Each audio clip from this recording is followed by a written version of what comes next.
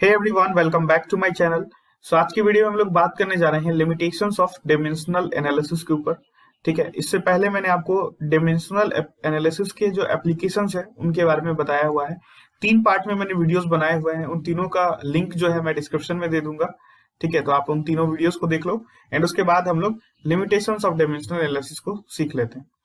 सो इससे पहले मैं आपको एक क्वेश्चन बताना चाहता हूँ। ठीक है, एंड ये क्वेश्चन मैंने एनसीईआरटी से लिया हुआ है। ठीक है, तो इस क्वेश्चन को मैं सॉल्व कर देता हूँ, उसके बाद हम लोग लिमिटेशंस को स्टार्ट करेंगे। तो देखो क्वेश्चन क्या है, कंसीडर अ सिंपल पेंडुलम। ठीक है, एक सिंपल पेंडुलम है having a bob attached to a string that oscillates under the action of force of gravity. ठीक है, suppose that the period of oscillation of the simple pendulum depends on its length. तो देखो ये वो वाला third application पे question है। ठीक है, जहां पर हम लोग डायमेंशनल एनालिसिस की मदद से हम लोग रिलेशंस को डिफाइन करते हैं, फिजिक्स के फॉर्मूला को बताते हैं। ठीक है, फॉर्मूले को फाइंड करते हैं। तो ये चीज इस उस पे बेस्ड है। तो इसमें क्या दिया हुआ, जो टाइम पीरियड है पेंडुलम का, वो किस पे डिपेंड कर रहा है, लेंथ पे डिपेंड कर रहा है, मास पे डिपेंड कर रहा है एंड ग्रेविटी। ठीक है, एक्सेलरेशन ड्यू टू ग्रेविटी पे डिपेंड कर रहा है। तो आप लिखेंगे क्या, that capital T is directly proportional, ठीक है, टू व्हाट, लेंथ, है ना, लेंथ पे डिपेंड कर रहा है और किस पे, मास पे। तो एम मास आपने लिख दिया इस तरह से। ठीक है, एंड किस पे डिपेंड कर रहा है, तो जी पे डिपेंड कर रहा है। ठीक है, एंड इसका डिपेंडेंसी किस तरीके का है ये हमको नहीं पता, तो इसका जो पावर है वो हम लोग अपने से कंसिडर कर लो, ए बी सी।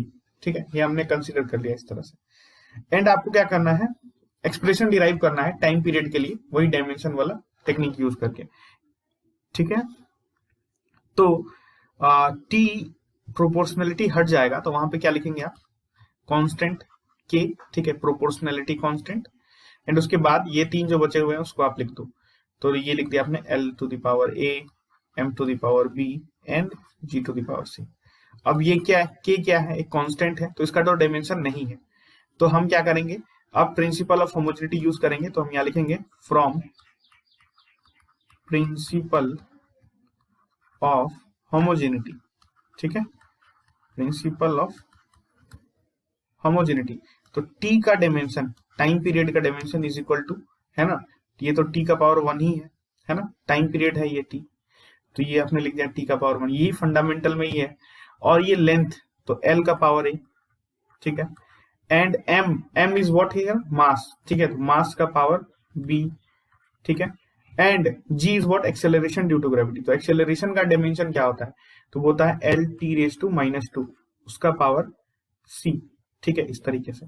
तो अब आप यहां लिखोगे टी, और इसके साथ आप क्या लिख सकते हैं, एम नॉट एल नॉट, है ना, इस तरह से लिख सकते हैं, टाइम का डायमेंशन लिख सकते हैं ना, ऐसा लिख दिया हमने, इज इक्वल टू एल का पावर ए है, यहाँ पे कोई और एल है क्या, तो हाँ एक और एल है जिसका पावर सी है।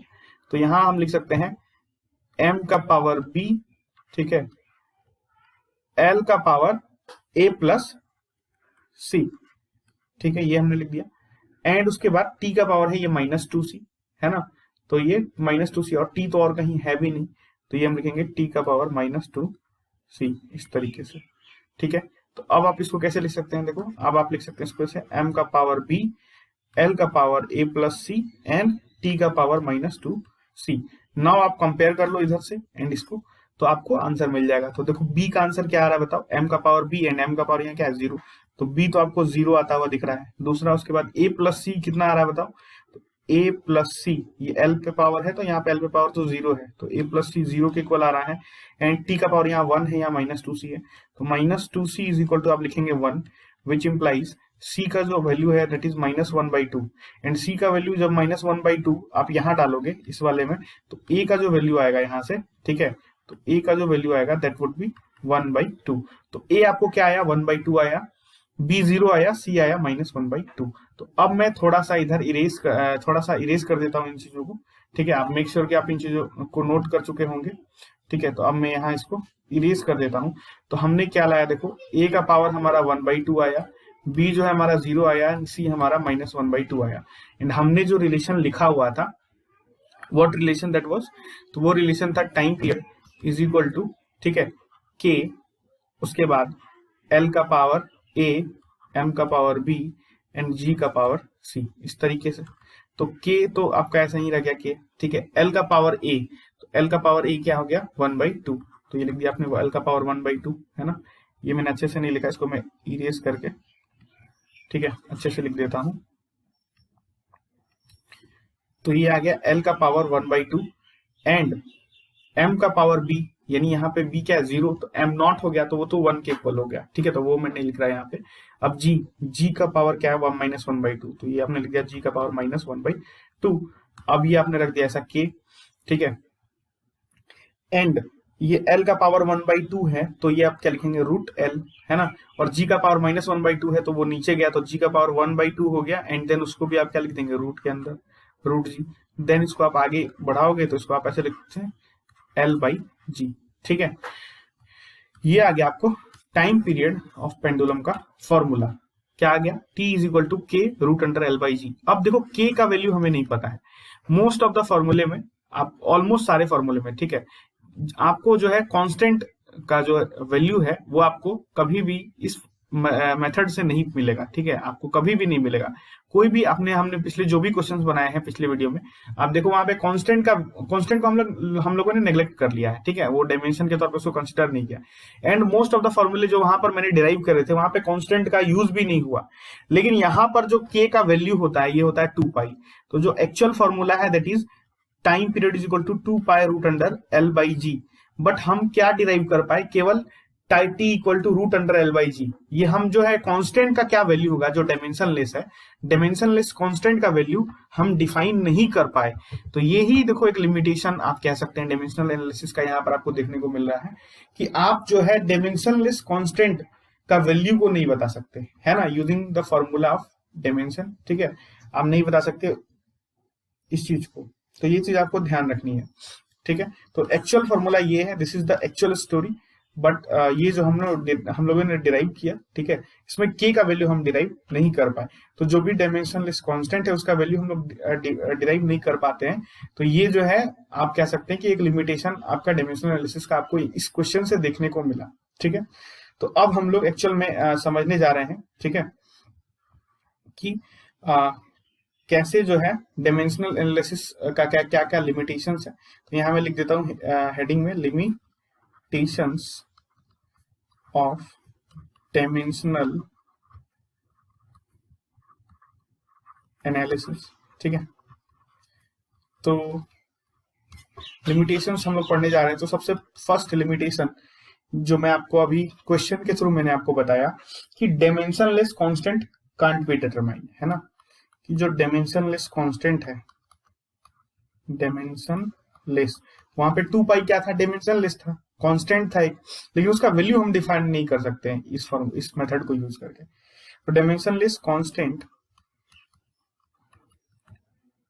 Cantt be determined, cantt be determined, this is the first आप कह सकते हैं लिमिटेशन। सेकेंड लिमिटेशन क्या है, देखो डायमेंशनल वैलिडिटी, है ना, आप चेक कर सकते हैं किसी भी इक्वेशन का, आप डायमेंशनल वैलिडिटी चेक कर सकते हैं।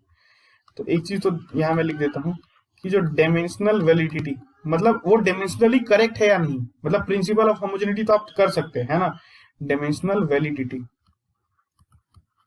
तो आप चेक कर सकते हैं, बट आप जो है उसका एग्जैक्ट रिलेशनशिप नहीं बता सकते, है ना, जरूरी नहीं आप उसका एग्जैक्ट, जैसे कि अगर मैं बात करूं डायमेंशनल वैलिडिटी चेक कर सकते हैं, बट यू कैनॉट डिटरमाइन और डिफाइन द एग्जैक्ट रिलेशनशिप। जैसे अगर कोई ऐसा टर्म है, जैसे मान लो अगर ये ऐसा लिखूं मैं s = ut + ½ a t², तो यहाँ इस फॉर्मूले में क्या है, देखो दो कंपोनेंट्स आप कह सकते हैं ऐड हो रहे हैं। एक्चुअली हमने जो चीजें पढ़ी हुई हैं वहां पर हम क्या लेते हैं कि अगर कोई फिजिकल क्वांटिटी x है which is dependent on y, z and q and it has power a b c, इस तरह से, तो ये देखो हमने मल्टीप्लीकेशन में लिया हुआ, तो ये एक्चुअल में एडिशन में कोई जो दो चीज हो सकती है ये तो पता नहीं चलेगा इस वाले मेथड से, है ना। तो मतलब ये दो कंपोनेंट्स जब ऐड हो रहे हैं तो आप इनका क्या करेंगे, डायमेंशनल वैलिडिटी चेक कर सकते हैं कि ये डायमेंशनली करेक्ट है या नहीं, मतलब जो भी चीजें ऐड हुई हैं उनका डायमेंशन सेम है कि नहीं, LHS RHS में डायमेंशन सेम है कि नहीं, ये चीजें आप चेक कर सकते हैं। But you can not check the exact relationship, है ना। तो dimensional validity you can check, but you cannot check exact relationship, है ना। तो ये चीज ध्यान रखनी है आपको, एग्जैक्ट रिलेशनशिप आप नहीं बता सकते। अगर जहां पे दो क्वांटिटी या दो से ज्यादा ऐड हो रही हैं, सब्ट्रैक्ट हो रही हैं, तो उनके लिए आपको ये एप्लीकेबल नहीं होगा, ठीक है, वो आप फाइंड नहीं कर सकते। तो ये दूसरा आप कह सकते हैं लिमिटेशंस है डायमेंशनल एनालिसिस का। तीसरा जो है, आप देखो मैं इसको इरेज कर देता हूं, आपने आई होप लिख लिया होगा इसको। तीसरा देखो क्या है लिमिटेशन।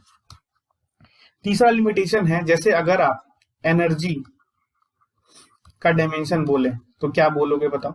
आप बोलोगे ml²T⁻², ठीक है। फिर आप वर्क, है ना, वर्क का अगर आप डायमेंशन बोलेंगे तो आप क्या बोलेंगे? ml²T⁻², ठीक है। अब मैं एक क्वांटिटी लेता हूं टॉर्क। तो टॉर्क क्या होता है ये अभी आपके लिए जानना जरूरी नहीं है, बट इसका फॉर्मूला यही होता है, आप समझो R क्रॉस F, ठीक है। ये फोर्स से जो परपेंडिकुलर डिस्टेंस है ये है R, तो R is a type of length आप कह सकते हैं, ठीक है। तो अगर आप इसका डायमेंशन निकाले तो R is a type of length, तो इसका तो L आ गया, और फोर्स का क्या आता है बताओ? mL/T⁻²। तो फाइनली जो टॉर्क का डायमेंशन आ रहा है ना, टॉर्क का डायमेंशन आ रहा है, ठीक है, वो क्या आ रहा है आपके सामने? That is mL²T⁻²। अब देखो ये तीन अलग अलग चीजें हैं, एनर्जी, वर्क, टॉर्क, लेकिन डायमेंशन देखो mL²T⁻², mL²T⁻², mL²T⁻²। ये तीनों डायमेंशन क्या है बताओ? सेम है। मतलब कि आप डायमेंशन अगर आपने किसी चीज का फाइंड कर लिया है तो आप ये नहीं कह सकते कि दैट क्वांटिटी इज यूनिक, है ना। वो सेम, बहुत अलग, मतलब एक यूनिक क्वांटिटी नहीं हो सकता। जरूरी नहीं कि mL²T⁻² एनर्जी का ही डायमेंशन हो, ये टॉर्क का भी हो सकता है, वर्क का भी हो सकता है। मतलब जो भी आप डायमेंशन डिराइव कर रहे हैं, ये गारंटी नहीं कि वो जो है यूनिक ही होगा क्वांटिटी, है ना। वो अलग कोई क्वांटिटी ऐसा हो सकता है जिसका भी वो भी सेम डायमेंशन आ जाए, ठीक है। तो ये दिस इज एन अनदर आप कह सकते हैं लिमिटेशंस ऑफ डायमेंशनल एनालिसिस। तो आप इसको पॉइंट के तौर पे लिख सकते हैं कि जो भी आप डायमेंशन फाइंड कर रहे हैं, that not necessarily is the unique dimension, है ना, वो किसी और क्वांटिटीज का भी हो सकता है, ठीक है। चौथा जो आप कह सकते हैं लिमिटेशन है डायमेंशनल एनालिसिस का, वो क्या है देखो, कि अगर आपके सामने लेट्स से इस तरह का इक्वेशन में लिख दूं y=a sin ω_t, ठीक है, तो आप इस तरह के रिलेशन को डिराइव नहीं कर सकते, क्योंकि यहां पर देखो साइन यूज किया गया है। अगर कहीं पे साइन, कॉस यानी ट्रिग्नोमेट्रिक रेशियोज, ट्रिग्नोमेट्रिक फंक्शंस का यूज किया गया है, तो आप उस रिलेशन को डिराइव नहीं कर सकते। एक्सपोनेंट वाली चीजों को आप डिराइव नहीं कर सकते, है ना, क्योंकि एक्चुअल में क्या है, ये सारे डायमेंशन लेस हैं। तो ये तो एक्चुअल में आपको फॉर्मूला में आएगा ही नहीं, डायमेंशन लेस है तो, है ना, तो वो आसान नहीं होता। तो अगर कहीं पे ट्रिग्नोमेट्रिक रेशियोज हैं, एक्सपोनेंट्स वाले चीजें हैं, तो आप उनको डिराइव कर नहीं सकते। This is the another application में कह रहा हूँ, लिमिटेशन ऑफ डायमेंशनल एनालिसिस, ठीक है। तो अब ये चीज आपको समझ आ गई होगी I think, okay. So thanks for watching the video.